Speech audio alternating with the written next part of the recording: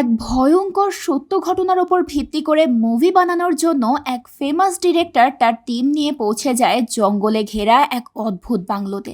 যদিও তারা জানতো এই বাংলোতে কিছু একটা সমস্যা আছে, কিন্তু হরর মুভি শুটিং করতে গিয়ে তো আর ভূতে ভয় পেলে চলবে না, তাই তারা নিজেদের কাজে ব্যস্ত হয়ে পড়ে। তবে তাদের কারোরই আইডিয়া ছিল না যে এই সিদ্ধান্ত তাদের জীবনের জন্য কাল হয়ে দাঁড়াবে।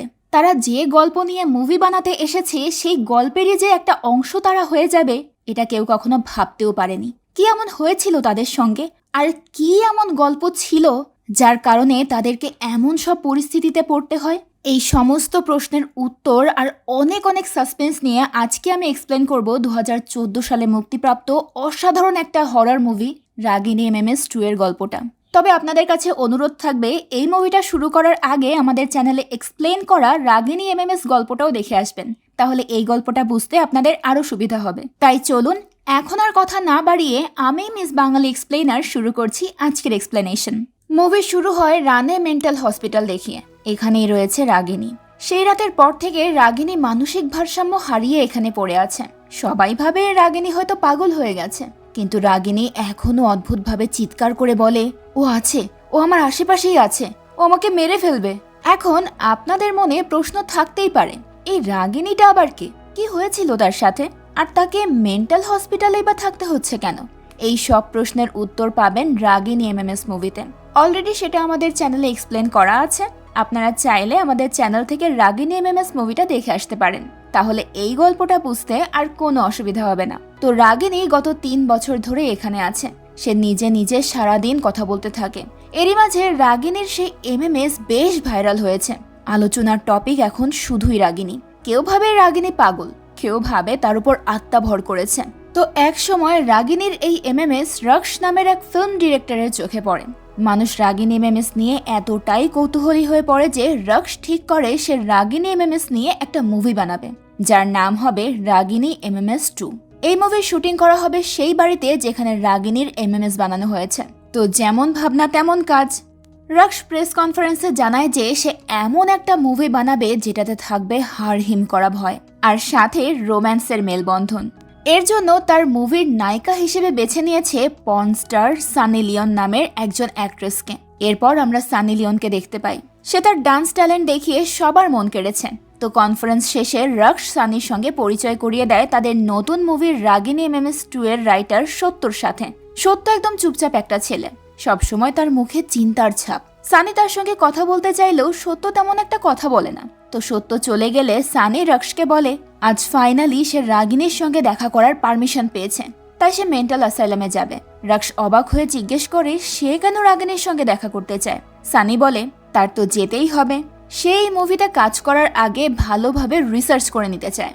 সেই বাড়িতে রাগিনীর সঙ্গে কি হয়েছিল তার সবকিছুই তার জানতে হবে, তাই রাগিনীর সঙ্গে দেখা করাটা জরুরি। অন্যদিকে করণ নামের একটা ছেলে লুকিয়ে সেই বাংলোতে চলে এসেছে। সে ভেবেছিল রাগিনী MMS 2 মুভির শুটিং এর আগেই অডিয়েন্সদেরকে পুরো প্লেসটা ভিডিও করে দেখাবে, তাহলে সবাই মুভি দেখার জন্য এক্সাইটেড হবে। করণ তখন ক্যামেরা নিয়ে ধীরে ধীরে এগিয়ে যাচ্ছে, প্রতিটা শুটিং স্পট রেকর্ড করছে। কিন্তু করণ বুঝতে পারে না যে দূর থেকে তাকেও কেউ দেখছে।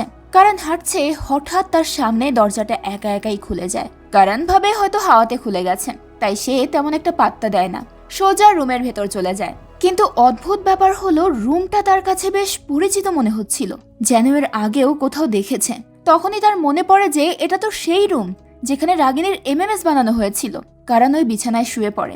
সে দেখতে পায় এখনো বিছানায় সে হ্যান্ডকাফ আর কাঠের খেলনাটা পড়ে আছে। করণ বিছানা থেকে ওইগুলো সরিয়ে সেখানে শুয়ে শুয়ে রাগিনীর MMS দেখতে শুরু করে। তখনই হঠাৎ সে একটা কান্নার আওয়াজ শুনতে পায়। এই আওয়াজটা পাশে থাকা কাবার্ড থেকে আসছে।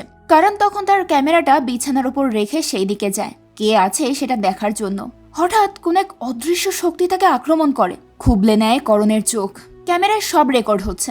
সামনে লুটিয়ে পড়ে করণের মৃতদেহ।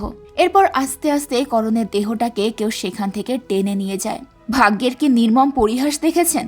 অডিয়েন্সদের কিউরিসিটি বাড়ানোর জন্য করণ ক্যামেরা নিয়ে এখানে এসেছিল, আর এখন সেই ক্যামেরাই তার মৃত্যুর সাক্ষী হয়ে গেল। এদিকে সানি চলে যায় রাগিনীর সঙ্গে দেখা করার জন্য। যদিও সানি একটু ভয় পাচ্ছিল, কিন্তু তাও সে সাহস করে রাগিনীর সঙ্গে কথা বলে। বাইরে দুজন বসে তাদের সব ফুটেজ রেকর্ড করছে। সানি রাগিনীকে জানায় সে একটা ফিল্ম বানাতে চলেছে রাগিনী আর উদয়ের ওপর। উদয়ের সঙ্গে যা হয়েছে তা নিয়ে, এবং সেই ফিল্মে সানি হবে রাগিনী। এটা শুনে রাগিনী সানির দিকে তাকায় আর বলে, ওই বাড়িতে আত্মা আছে, ও আমার উদয়কে মেরেছে, ও আমাকেও মেরে ফেলবে, ও এখানেও আছে, দেখো একদম আমার পেছনে, এই যে। তখনই হঠাৎ সে আত্মা রাগিনীর শরীরে চলে আসে। সে সানিকে মারাঠি ভাষায় বলে, আমি মেরেছি উদয়কে। উদয়ের রক্ত যখন টপ টপ করে আমার পায়ে পড়ছিল তখন আমার খুব ভালো লেগেছে, আমি কাউকে ছাড়বো না। সানি এবার ভয় পেয়ে যায়, সে কিছুই বুঝে উঠতে পারছিল না। হঠাৎ রাগিনী একটা লোহার পাইপ নিয়ে সানির দিকে এগিয়ে আসে। সানি ভাবে রাগিনী হয়তো তাকে আঘাত করবে, কিন্তু না, রাগিনী সানিকে আঘাত না করে নিজের কাঁধে আঘাত করে বসে। এবার সানি ভয়ে চিৎকার করে গার্ডদেরকে ডাকে, আর দুজন গার্ড এসে রাগিনীকে হসপিটালে নিয়ে চলে যায়। হসপিটালে এখন থেকে রাগিনীর কেসটা দেখবে একজন নতুন ডক্টর, তিনি ইন্ডিয়ার বেস্ট সাইকিয়াট্রিস্টদের মধ্যে একজন। মীরা সবসময় সেই ধরনের কেসগুলোই হ্যান্ডেল করে যেগুলোর সায়েন্সের জগতে কোনো ব্যাখ্যা হয় না। সে রাগিনীর মাকে বলে সে খুব দ্রুতই রাগিনীর সমস্যাটা খুঁজে বের করবে। এই কেসে মীরাও কিছুটা বিশ্বাস করে যে রাগিনীর সঙ্গে কোনো অদৃশ্য শক্তি আছে। এদিকে রক্স, সত্য আর সানি বের হয়। গন্তব্য ভূত বাংলো। আজ থেকে তারা সেখানেই থাকবে। তো কিছু দূর যেতেই শুরু হয় জঙ্গলের রাস্তা। সেখানে একটা বোর্ড টানানো আছে। সানি সেটা দেখে গাড়ি থেকে নেমে দাঁড়ায়। এই বোর্ডে লেখা আছে, সূর্যাস্তের পর আর সূর্যোদয়ের আগে এই জায়গায় প্রবেশ নিষেধ। বোর্ডটা লাগিয়েছে এএসআই। সানি বলে, আমি পড়েছি এই সম্পর্কে। এএসআই সেই সব জায়গাতেই বোর্ড লাগায় যেটা সত্যিই হন্টেড। এই জায়গায় কিছু তো আছে, না হলে এই বোর্ড এখানে কখনোই লাগানো হতো না। তখন রাক্স হেসে বলে, আরে তোমরা শুধু শুধু টেনশন করছো, এটা হয়তো আমাদের লোকেরাই লাগিয়েছে, শুটিং এর স্পটটা একটু রিয়েল দেখানোর জন্য। রাক্সের কথায় সানি নিশ্চিন্ত হলেও সত্যর মনে অন্য কিছু চলছে, কিন্তু সে এখানে কিছুই বলে না। তো এরপর সবাই চলে যায় বাংলোতে। বাংলোটা দেখেই কেন যেন মনে হচ্ছিল সেটা একা দাঁড়িয়ে আছে তার নতুন শিকারের আশায়। বাংলোটা দেখে সানির অন্যরকম লাগতে শুরু করে। রাক্স জানায় এখানে তারা ছাড়াও শুটিং এর কিছু ইম্পর্টেন্ট পার্সন থাকবে। বাকিরা শুটিং শেষে জঙ্গলের বাইরের গেস্ট হাউসে চলে যাবে, কারণ তারা ভাবে এখানে ভূত আছে, তাই তারা কেউই এখানে থাকতে রাজি হয়নি। তো এবার সবাই বাংলোর ভেতরে যায়। তখন আমরা দেখি বাংলোর ওপরের জানালা নিচ থেকে বন্ধ হয়ে গেছে, হয়তো সে এখনো আছে আর দূর থেকে সবকিছু দেখছে। এদিকে সত্য বাংলোতে ঢুকতেই রাগিনীর মায়ের কথা মনে পড়ে। রাগিনীর মা তাকে বলেছিল এই বাড়ি থেকে দূরে থাকার জন্য, কারণ এই বাড়িটা অভিশপ্ত। তাও সত্য তার ক্যারিয়ারের জন্য এখানে এসেছে। এখানে রক্স, সানি আর সত্য ছাড়াও আছে টেডি, জিনা, মোনালি, তানিয়া এবং কুনাল। সবাই শুটিং শেষ হওয়া পর্যন্ত রাতে এখানেই থাকবে। তো সত্য নিজের রুম খুঁজে নিয়ে সেখানে চলে যায়। কিছুক্ষণ পর সানি সত্যর সঙ্গে কথা বলতে আসে, তবে সত্য সানিকে কিছুটা এড়িয়ে চলছে। সানিও সেটা বুঝতে পারে, তাই সে সত্যকে এর কারণ জিজ্ঞেস করে। সত্য বলে, তুমি রাগিনীর চরিত্রের জন্য একদম পারফেক্ট নও, তার উপর তোমার এখানে আসা উচিত হয়নি। তখন সানি বলে, হয়তো তোমার কথা ঠিক, আমি এই কাজের জন্য হয়তো পারফেক্ট নই। চলো আজকে থেকে আমরা বন্ধু হয়ে যাই, তুমি আমার পাশে থাকলে আমি ভালোভাবে কাজ করতে পারবো। এটা শুনে সত্যও হেসে দেয়, আর এরপর থেকে সত্য আর সানির বন্ধুত্ব হয়ে যায়। দুজনে টুকটাক কথা বলতে বলতে নিচে নেমে আসে। এখানে টিমের বাকি মেম্বাররা রয়েছে, সবাই যার যার কাজ নিয়ে ব্যস্ত। মীরা ম্যাগাজিন, পত্রিকা, এমনকি ইন্টারনেট থেকেও ওই বাংলোর রহস্য জানার চেষ্টা করছে। ইন্টারনেট থেকে জানা যায় সেই জঙ্গলে মানুষ অদ্ভুত কিছু ফিল করে, মনে হয় যেন সেখানে কেউ যাক এটা অশরীরী কেউ চায় না। গত কয়েক বছর ধরে এখানে অনেক মৃত্যুর খবর পাওয়া গেছে। সর্বশেষ ঘটনা ঘটেছিল রাগিনীর সাথে, আর সেই জন্যই জঙ্গলের শুরুতে এএসআই ওই বোর্ডটা লাগিয়ে দিয়েছেন। মীরা ভাবে কি এমন হয়েছিল এই বাংলোতে যার জন্য পুরো জঙ্গল হন্টেড হয়ে গেছে। তখন মীরার সামনে আসে আর একটা ঘটনা। জানা যায় 100 বছর আগে একটা পরিবার এই বাড়ি কিনেছিল, স্বামী, স্ত্রী, 2 মেয়ে আর একটা ছেলে নিয়ে তাদের সংসার। তবে মীরা একটা জিনিস খেয়াল করে, ইন্টারনেটে দেওয়া সব ছবিতে মহিলাটার চেহারা মুছে দেওয়া হয়েছে, এমনকি সেই মহিলা নাকি তার নিজের 2 মেয়েকে মেরে ফেলেছে। এখন কেন এমনটা করা হলো আর এটা ঠিক কতটা সত্যি তা আমরা সামনে জানতে পারবো। যাই হোক, সিন শিফট হয় বাংলোতে। এতক্ষণে বাংলোতে অদ্ভুত সব ঘটনা শুরু হয়ে গেছে। টেডি মোনালির সঙ্গে কথা বলতে তার রুমে যায়। হঠাৎ টেডির মনে হয় তার সামনে দিয়ে কেউ একজন হেঁটে গেল, যেন এই রুমে কেউ একজন আছে। টেডি বিষয়টা মোনালিকে জানালে সে টেডির কথায় পাত্তা দেয় না, তাই টেডিও নিজের রুমে চলে আসে। সে রুমে আসতেই ওয়াশরুমে কাউকে দেখতে পায়। যখন সে চেক করতে যায় তখন সে দেখতে পায় এটা সানি। সানি গোসল করছে। টেডি সানিকে জিজ্ঞেস করে, তুমি এখানে কেন? কিন্তু সানি এর কোনো উত্তর দেয় না, বরং সে টেডিকে টেনে কাছে নিয়ে যায়। সানি আর টেডি ঘনিষ্ঠ হতে শুরু করে। হঠাৎ তখনই দরজায় কেউ একজন নক করে। টেডি সানিকে একটু অপেক্ষা করতে বলে দরজা খুলতে যায়, বাইরে দুজন ক্রু মেম্বার দাঁড়িয়ে আছেন। তারা এখানে মুভি নিয়ে ডিসকাস করতে এসেছে। তবে এমন একটা সময় কাবাবের হাড্ডি হয়ে আসায় টেডি কিছুটা বিরক্ত হয়ে যায়, তাই সে তাদেরকে চলে যেতে বলে। টেডি তাদের সঙ্গে কথা বলছিল, ঠিক তখনই সে দেখে সানি আর সত্য হেঁটে যাচ্ছে। এটা দেখে টেডি অবাক হয়ে যায়, কারণ সানি তো তার ওয়াশরুমে ছিল, তাহলে এখানে কি করে এলো? টেডি সানিকে ডেকে বলে, তুমি এখানে কি করছো? তুমি তো আমার সঙ্গে ওয়াশরুমে ছিলে। যেটা শুনে সানি অবাক হয়ে যায়, কারণ সে তো বেশ কিছুক্ষণ ধরে সত্যর সঙ্গেই এখানে রয়েছে। তাহলে টেডি এসব কি বলছে? সেখানে থাকা সবাই ভাবে টেডি ভুলভাল বকছে, তাই কেউ তেমন একটা পাত্তা না দিয়ে সেখান থেকে চলে যায়। সবাই চলে গেলে টেডি বেশ চিন্তায় পড়ে যায়। সে কোনোভাবেই বুঝতে পারছিল না সানি কেন মিথ্যে বলছে। সে তো টেডির সাথেই ছিল। তখনই আমরা পেছনে দুটো পা দেখতে পাই, যেটা নিঃশব্দে হেঁটে রুম থেকে বেরিয়ে যাচ্ছে। এদিকে টেডি জানতেই পারলো না সে সানি নয়, বরং সেই আত্মার সঙ্গে ছিল। তো সবাই ঘুমিয়ে যাওয়ার পর হঠাৎ সানি একটা আওয়াজ শুনতে পায়, কোনো একটা বাচ্চা মেয়ে হাসছে। সানি সেই আওয়াজের পিছু করতে করতে একটা রুমের সামনে এসে দাঁড়ায়। রুমটাতে তালা দেওয়া ছিল। সানি আসতেই সেই রুমের তালা নিচ থেকেই খুলে যায়। সানি সেদিকে তেমন একটা পাত্তা না দিয়ে রুমের ভেতরে যায়। আওয়াজটা সামনে থাকা কাবার্ড থেকে আসছিল। সানি ভয়ে ভয়ে সেই কাবার্ডের দরজা খোলে, কিন্তু সেখানে তো কেউ নেই। শুধুমাত্র একটা খেলনা পড়ে আছে, একটা কাঠের খেলনা, যেটা নাড়ালেই সেই একই রকম আওয়াজ হয় যেটা আমরা রাগিনী MMS 1-এ শুনতে পেয়েছিলাম। কিন্তু সানি তো সেটা জানে না, তার কাছে এটা নর্মাল বলেই মনে হয়। সে ওই কাঠের খেলনাটা রেখে দিয়ে সেখান থেকে চলে যায়, কিন্তু সে খেয়াল করে না যে কাবার্ডের পেছনে দাঁড়িয়ে আছে সেই অতৃপ্ত আত্মা। ওই আত্মা যেন কিছু বলতে চাচ্ছে, তবুও বলতে পারছে না।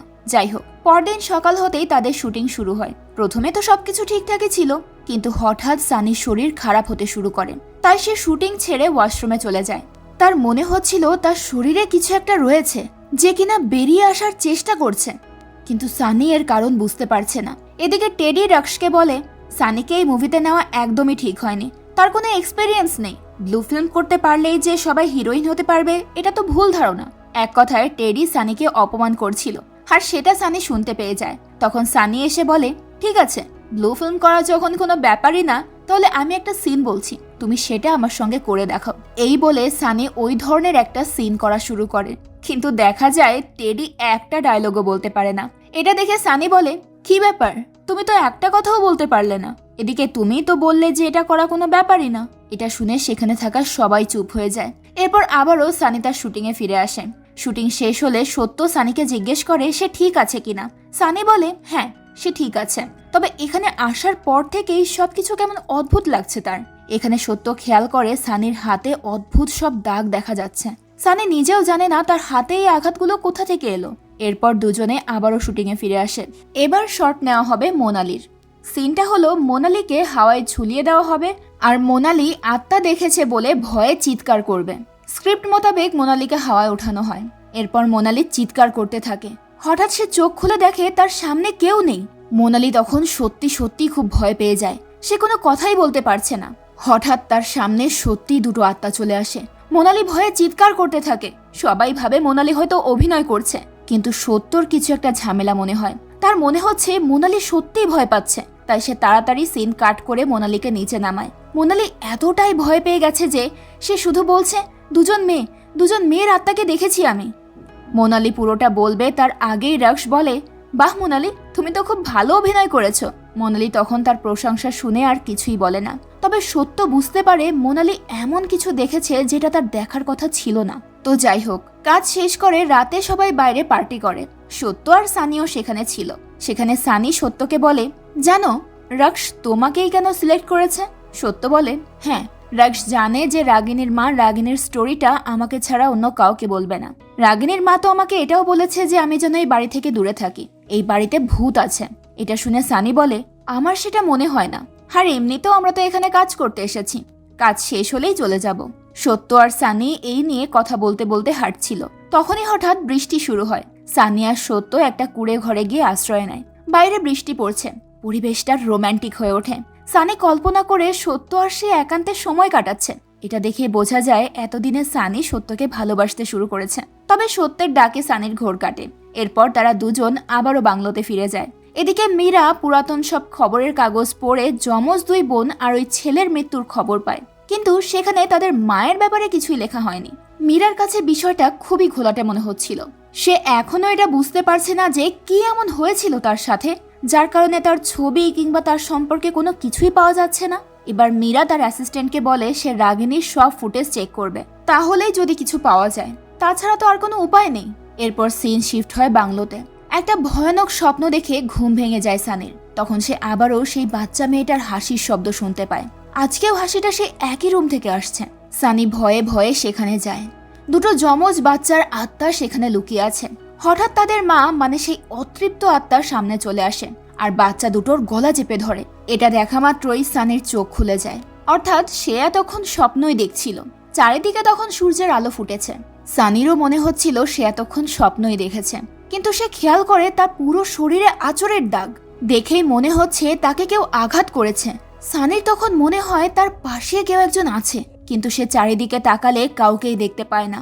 হঠাৎ সানির চোখ একদম স্থির হয়ে যায়। সে নিজের রুম ছেড়ে সেই রুমে চলে আসে আর সেখানে থাকা আয়নার সামনে দাঁড়িয়ে নিজের চুল ঠিক করতে শুরু করে। কিন্তু আয়নায় সানিকে নয়, বরং দেখা যায় সেই অতৃপ্ত আত্মাকে। তখনই সেখানে সত্য চলে আসে।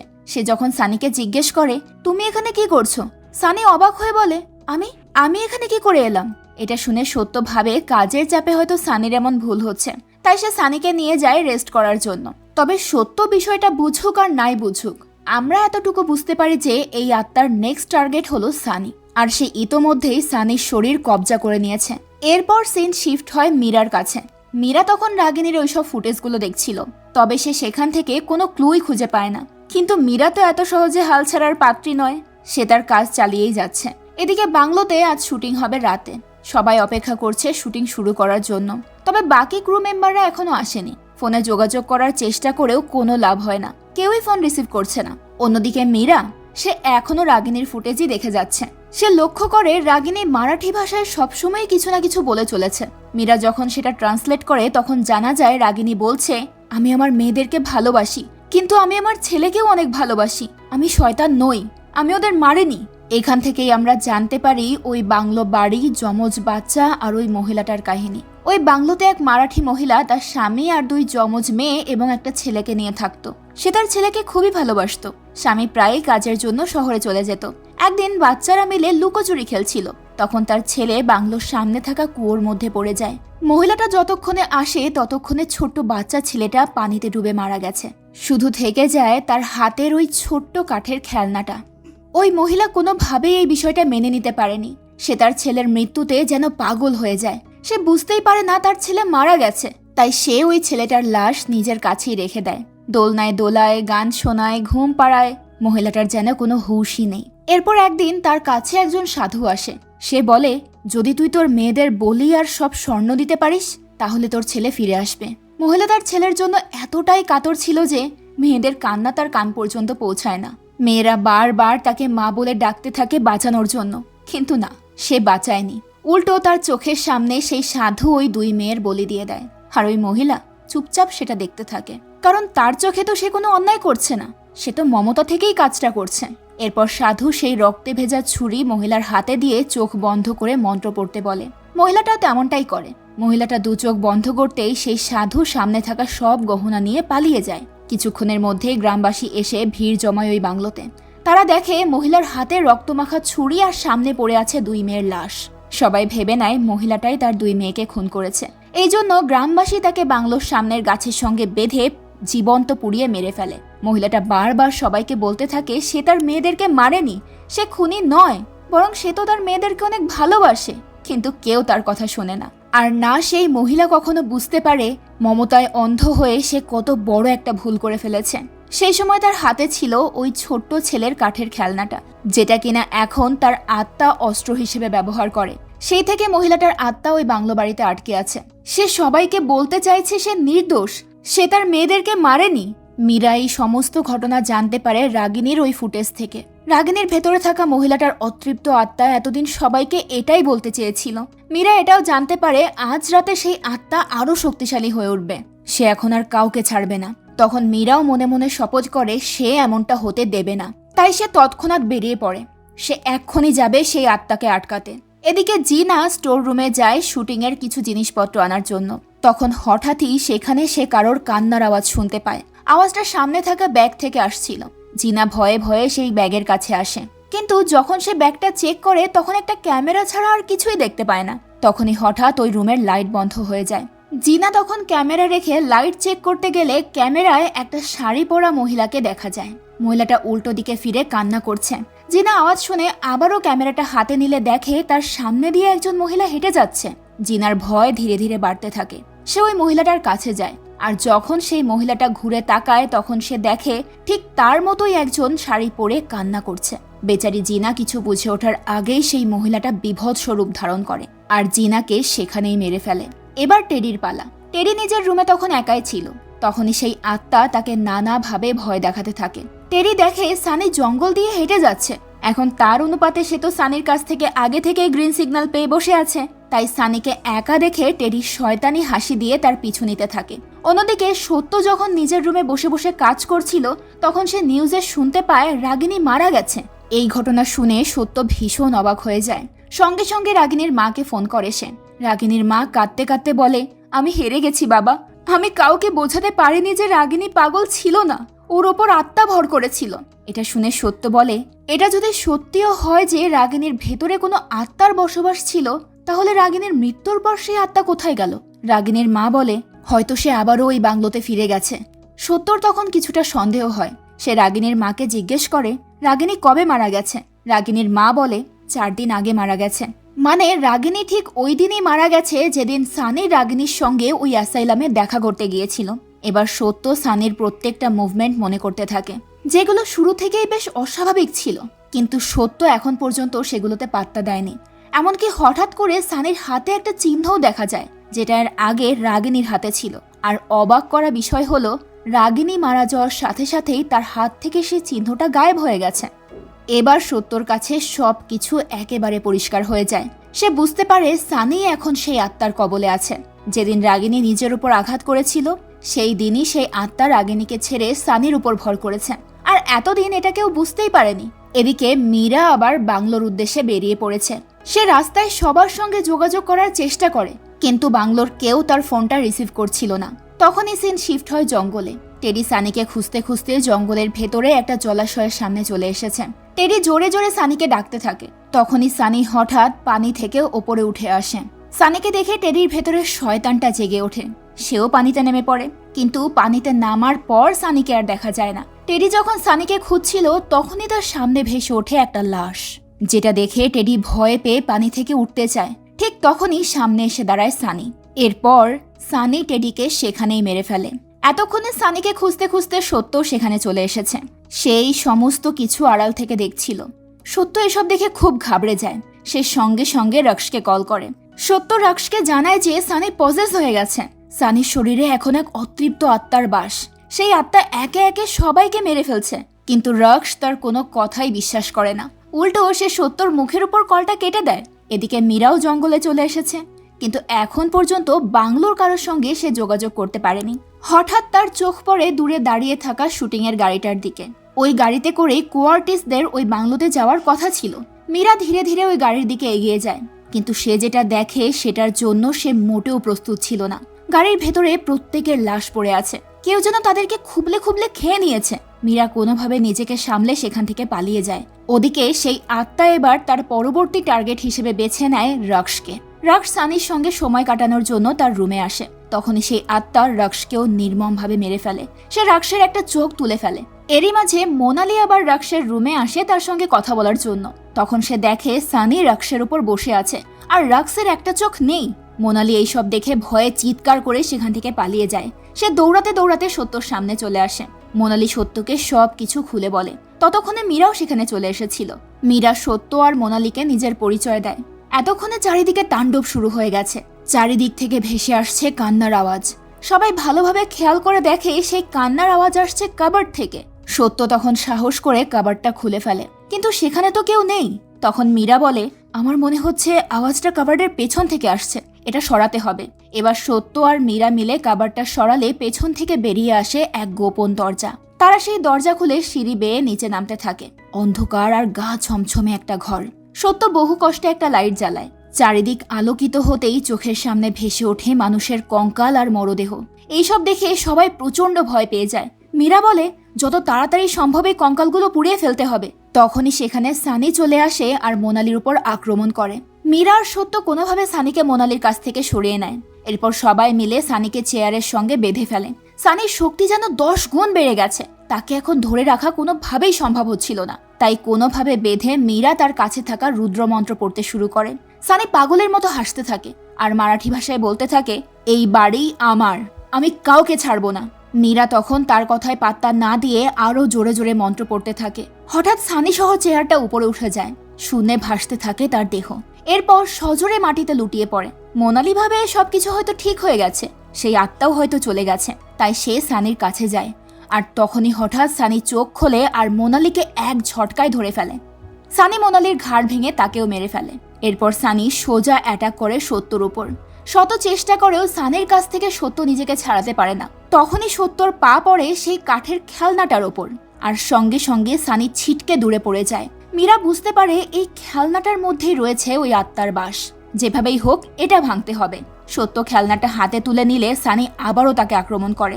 তখন মীরা খেলনাটা নিয়ে সেটা ভেঙে ফেলে। খেলনাটা ভেঙে যেতেই সানির শরীর থেকে সেই আত্মাও চলে যায়। কিছুক্ষণ পর সানি চোখ খোলে আর সবাই তখন স্বস্তির নিঃশ্বাস ফেলে। সবাই এটা ভাবে যে সেই আত্মা হয়তো মুক্তি পেয়ে গেছে। মীরা আর সত্য সানিকে নিয়ে সেখান থেকে চলে যায়। কিন্তু ঠিক তখনই আমরা দেখতে পাই পেছনে থাকা একটা খেলনা নিজে থেকেই নড়ছে। মানে এই বাড়ির অভিশাপ এখনো কাটেনি। হয়তো ওই মহিলার আত্মাটা মুক্তি পেয়েছে, কিন্তু তার সেই 2 যমজ মেয়ে, তাদের আত্মা তো এখনো এখানে আটকে আছে। হয়তো কখনোই এই মৃত্যুর খেলা শেষ হবে না। তারা হয়তো নতুন কারো আসার অপেক্ষা করে যাবে। আর এমন এক ইন্টারেস্টিং মুহূর্তের মধ্য দিয়েই আজকের গল্পটা এখানেই শেষ হয়ে যায়।